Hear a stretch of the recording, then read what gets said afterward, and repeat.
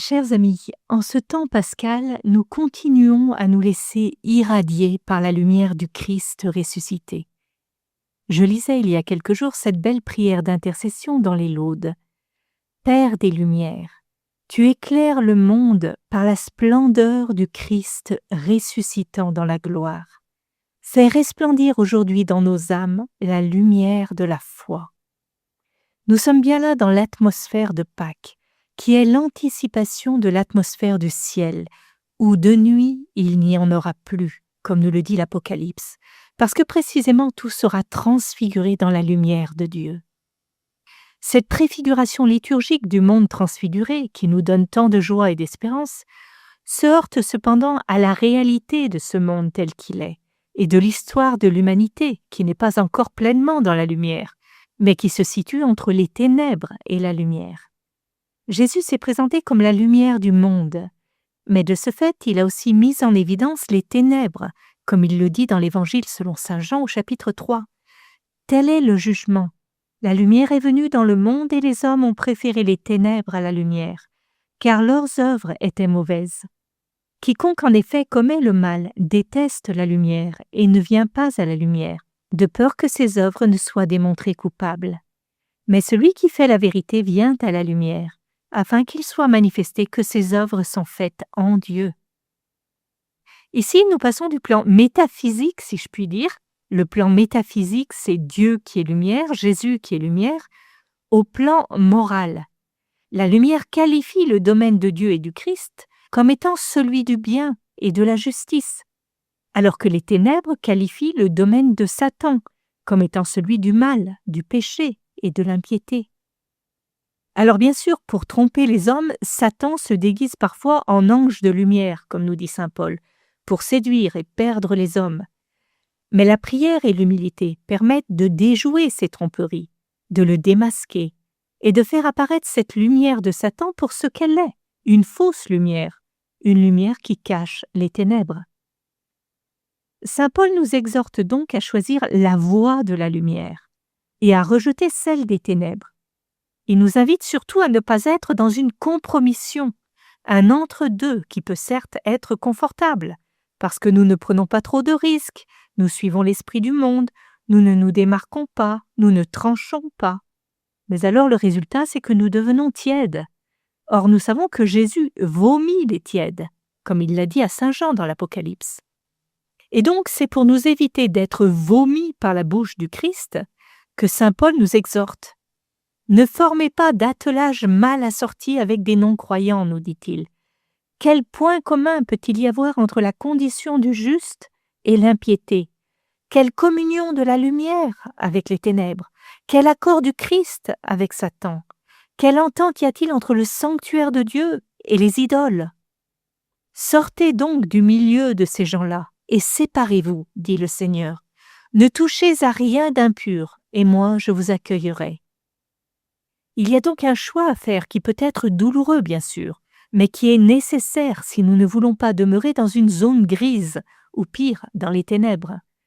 Il nous faut choisir résolument la lumière, c'est-à-dire le monde de Dieu. Et le monde de Dieu, c'est le monde du bien et non celui du mal. C'est le monde de la justice et non celui de l'injustice. C'est le monde de la vérité et non celui du mensonge. C'est le monde de la foi et non celui de l'impiété ou de l'adoration des idoles.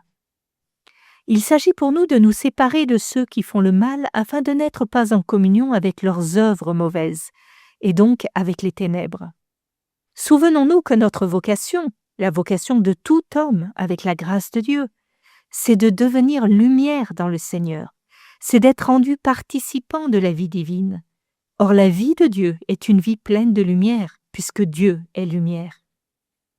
Depuis le commencement de l'humanité, depuis le péché d'Adam et d'Ève, l'homme se trouve pris entre les deux, entre les ténèbres et la lumière.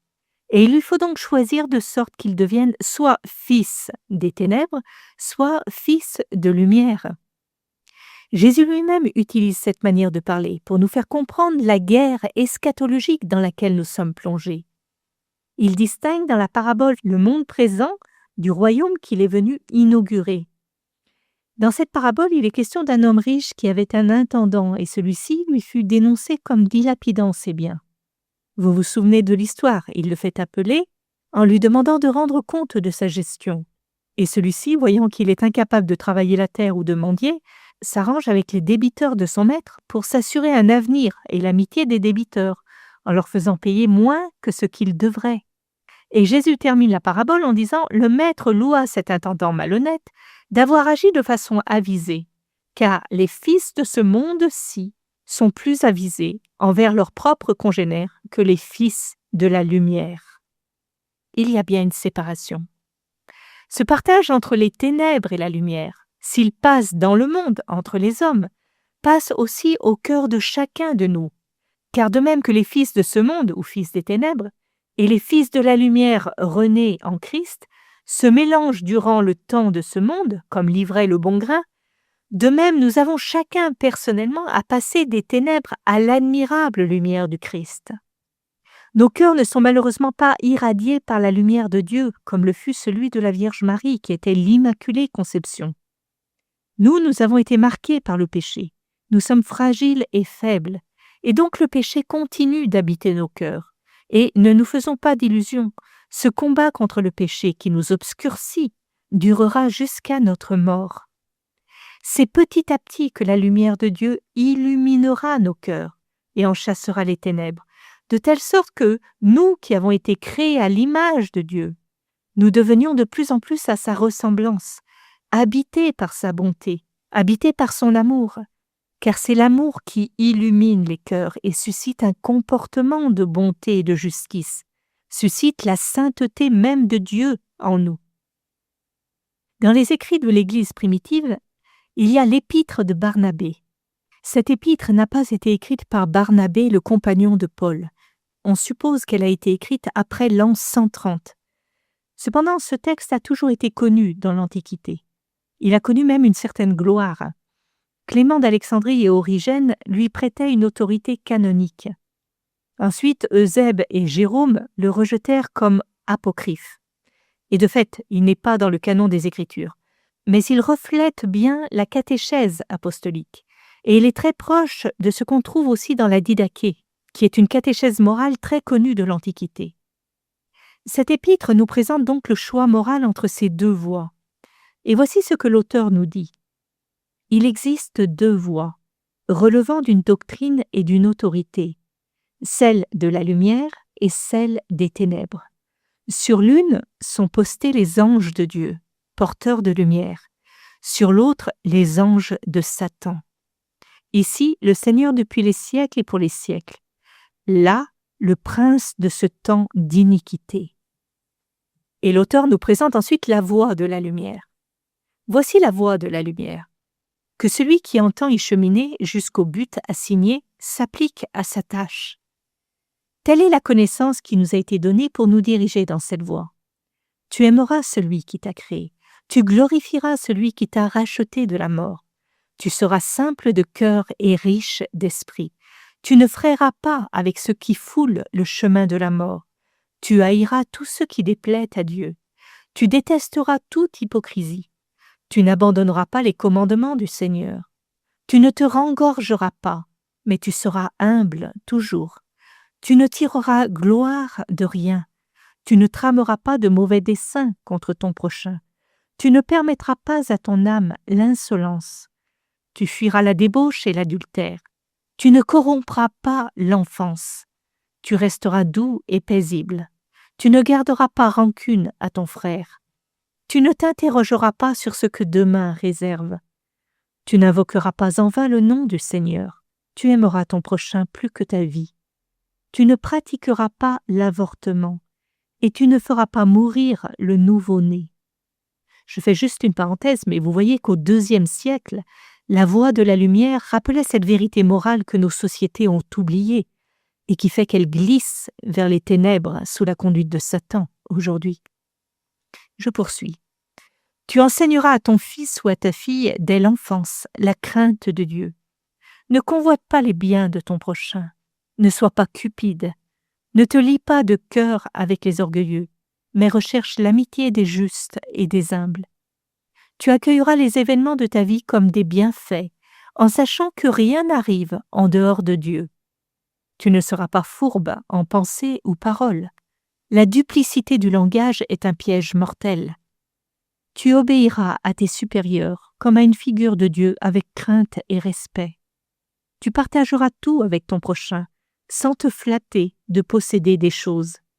Car si vous mettez en commun les biens incorruptibles, combien plus le devez-vous des biens périssables? Tu ne seras pas bavard. La langue est un piège de mort. Autant que tu le peux, tu te garderas pur pour le bien de ton âme. Ne tiens pas tes mains tendues pour recevoir et fermées pour donner. Tu aimeras comme la prunelle de tes yeux quiconque t'annonce la parole du Seigneur. Nuit et jour, tu te souviendras du jour du Seigneur. Tu auras perpétuellement le souci soit d'œuvrer par la parole, allant porter au loin l'exhortation ou te consacrant aux soins d'une âme, soit de travailler de tes mains au rachat de tes péchés. Jusqu'à la fin, tu haïras le mal. Tu jugeras avec équité. Tu ne créeras pas la division, mais tu rétabliras la paix en réconciliant les adversaires. Tu feras l'aveu de tes fautes. Tu n'iras pas à la prière la conscience mauvaise. Nous avons là d'une certaine manière la quintessence des Écritures et notamment de l'Évangile. Ne pas faire à autrui ce que nous ne voudrions pas qu'il nous fasse.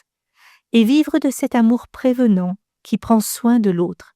Et puis surtout, demeurer dans cette attitude humble devant Dieu, avec un cœur purifié, priant, louant et glorifiant Dieu. Celui qui agit ainsi a de fait choisi le chemin de la lumière et laisse l'Esprit de Dieu habiter en lui.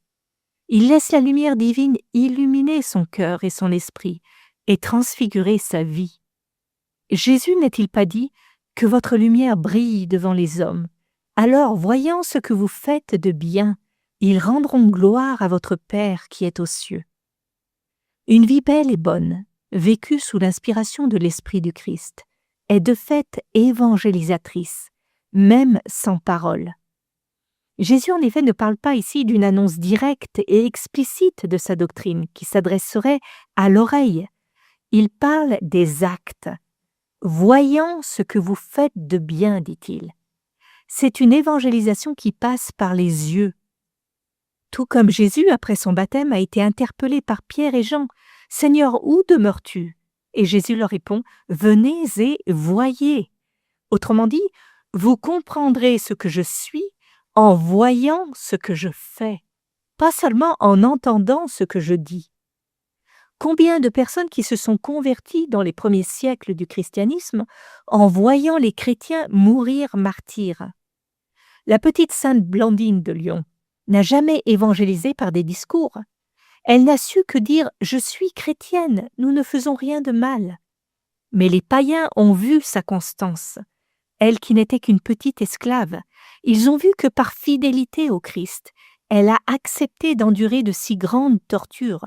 D'abord livrée aux bêtes, puis celles-ci refusant de la toucher, elle a ensuite été flagellée, puis placée sur un gril brûlant, puis livrée dans un filet à un taureau qui la jeta en l'air avec ses cornes, et enfin égorgée par le bourreau. Nous avons là un témoignage extrême sans doute, auquel nous ne sommes pas tous appelés évidemment. Mais il nous appartient à tous d'agir bien pour que notre lumière, qui est en fait celle du Christ en nous, brille devant les hommes, et que les hommes, devant le témoignage de notre foi et de notre amour, se tournent vers Dieu et lui rendent gloire. Nous pouvons sans même nous en rendre compte, par un simple sourire, par une parole de gentillesse et de bonté, par un pardon donné, par un service rendu, refléter quelque chose du mystère du Christ. Ne perdons pas ces toutes petites occasions dans le présent de notre vie, où nous pouvons repousser les ténèbres de notre monde par des petits gestes pétris de lumière. Vous savez, il y a quelque temps, j'étais en retard pour la messe et je courais dans la rue pour ne pas manquer le bus. Or, je le vois qui passe dans la rue perpendiculaire à la mienne et je me dis « Oh, c'est foutu !» Eh bien, à mon grand étonnement, le conducteur m'a vu de loin et alors qu'il n'y avait personne à cet arrêt, ni pour descendre ni pour monter, il s'est pourtant arrêté, a fait ouvrir la porte de derrière et a attendu que j'arrive. Ce simple petit geste de gentillesse m'a rempli de gratitude pour toute la journée, et j'ai demandé au Seigneur de bénir abondamment cet homme, car par ce simple geste, il a illuminé ma journée. D'une certaine façon, il a été canal de la lumière de Dieu par son geste de bonté. L'auteur de l'épître à Barnabé, après avoir évoqué la voie de la lumière, évoque la voie des ténèbres, et voici ce qu'il en dit.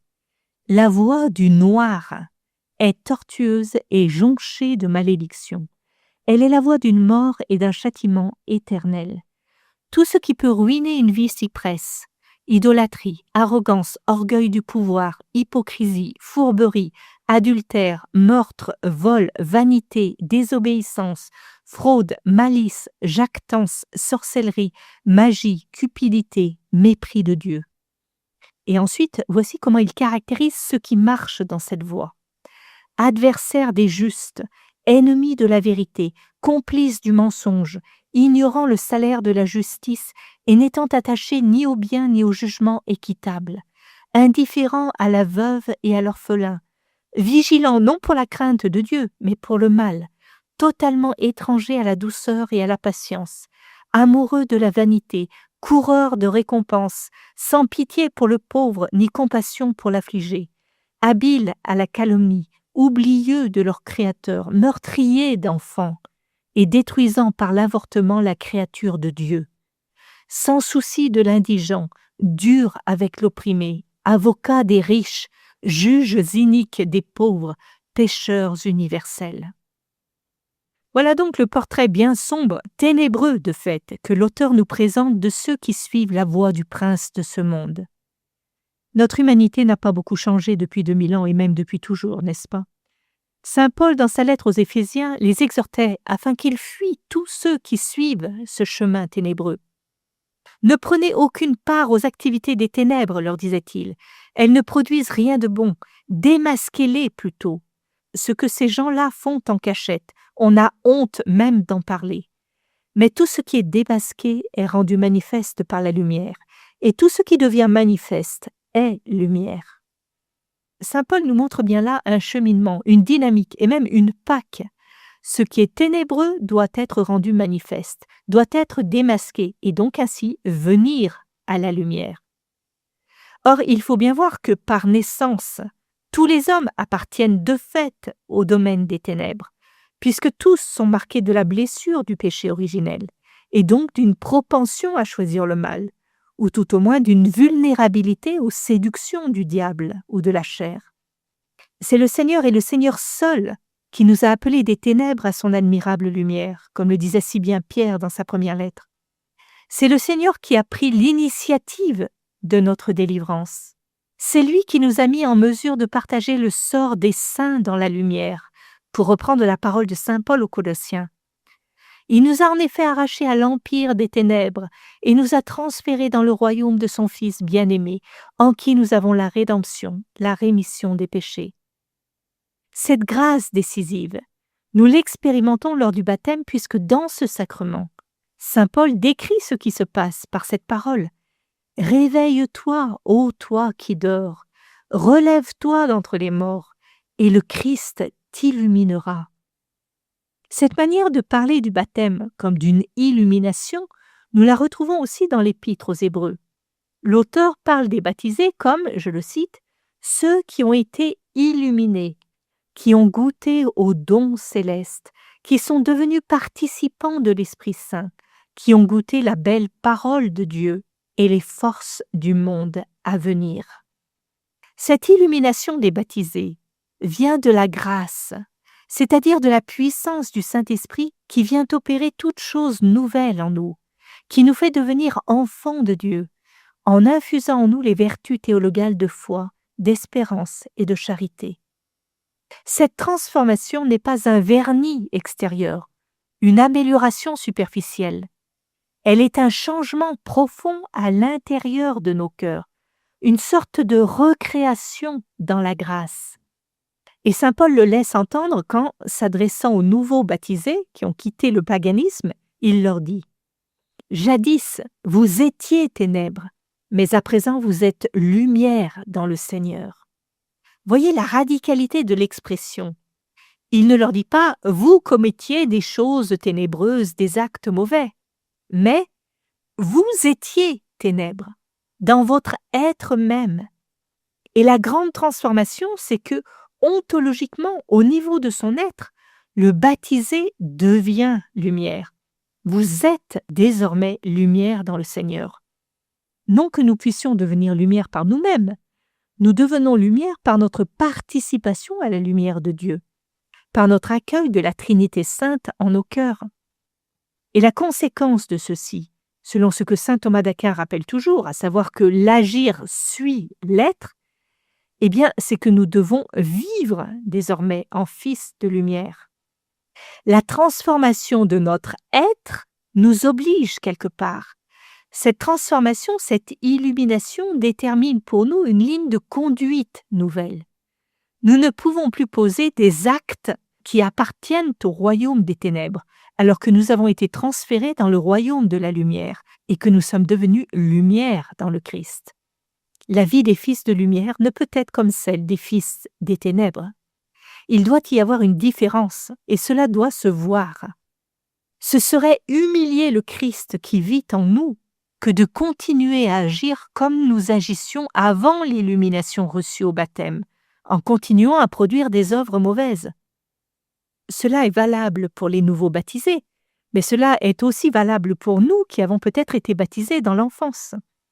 Chacun doit veiller à ne pas laisser s'obscurcir sa lumière intérieure. C'est un appel à la vigilance. Nous péchons bien souvent par oubli de notre grande dignité.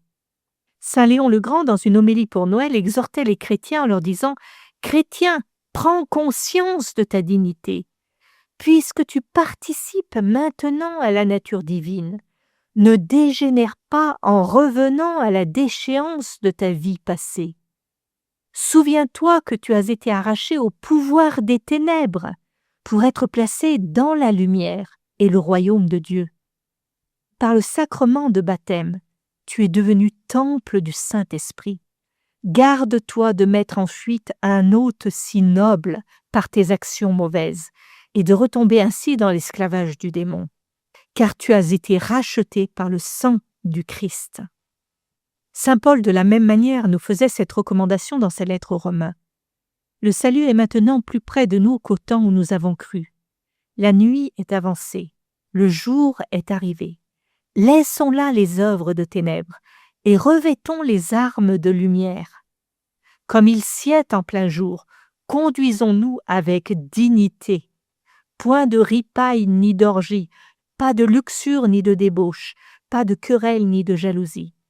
Mais revêtez-vous du Seigneur Jésus-Christ et ne vous souciez pas de la chair pour en satisfaire les convoitises. Voyez comme toute la morale découle de cette transformation ontologique de notre être par le baptême. Et n'inversons pas les choses. N'allons pas croire qu'il faudrait d'abord être bien, faire le bien, pour un jour mériter l'illumination, la vie dans l'esprit. Ce serait une forme de pélagianisme, cette hérésie qui prétendait que nous n'aurions pas besoin de la grâce de Dieu pour devenir saints et pour agir de belle manière, mais que nous pourrions le faire par nos propres forces. Bien au contraire, c'est la grâce de Dieu qui est première, qui nous transforme, qui nous rend capables d'agir selon ce que nous sommes devenus, lumière dans le Christ, et donc qui nous rend capables de poser des actes lumineux, des actes pétris de l'amour de Dieu. La morale, la vie bonne, n'est rien d'autre que la conséquence, le fruit de l'illumination. Et le fruit de la lumière, c'est tout ce qui est bon et vrai et juste, et qui s'oppose aux œuvres stériles des ténèbres, c'est-à-dire les péchés. Jean ne parle pas autrement quand il nous invite lui aussi à marcher dans la lumière, pour être en communion avec le Dieu qui est lumière. Et le critère d'une vie dans la lumière, pour lui, c'est l'amour fraternel. Les ténèbres s'en vont et la véritable lumière brille déjà, dit-il. Celui qui prétend être dans la lumière, tout en haïssant son frère, est encore dans les ténèbres. Celui qui aime son frère demeure dans la lumière, et il n'y a en lui aucune occasion de chute. Mais celui qui a de la haine pour son frère est dans les ténèbres. Il marche dans les ténèbres. Il ne sait où il va parce que les ténèbres ont aveuglé ses yeux. Nous voyons bien ici le lien intime entre lumière et amour, et entre ténèbres et haine. Dieu est amour, nous dit saint Jean, mais il nous dit aussi Dieu est lumière. Et la lumière est comme le reflet de l'amour, son rayonnement. Ainsi celui qui vit dans l'amour, en vrai fils de lumière, fait rayonner parmi les hommes la lumière divine dont il est devenu dépositaire. Et en devenant dépositaire de cette lumière, il devient à son tour la lumière du monde, à l'image et ressemblance du Christ. En effet, Jésus n'avait-il pas dit à ses disciples « Vous êtes la lumière du monde » lors de son sermon sur la montagne. Et quand il les envoie ensuite pour évangéliser, c'est précisément pour apporter la lumière au monde et en chasser les ténèbres. La mission du chrétien est donc une mission d'illumination. Il me semble que dans notre monde devenu tellement ténébreux, il y a un besoin urgent que se lèvent les chrétiens, qu'ils sortent de leur cachette pour apporter la lumière du Christ ressuscité. Nous avons une grande responsabilité. Soit nous laissons la lumière du Christ sous le boisseau, et alors le monde continuera à s'enténébrer, soit nous devenons ce que nous sommes vraiment, ce que nous sommes devenus par le baptême, des portes-Christ, des portes-lumière, des théophores, comme la tradition orthodoxe les appelle. Et alors la lumière continuera à briller pour annoncer contre toute espérance l'aube eschatologique que nous attendons tous.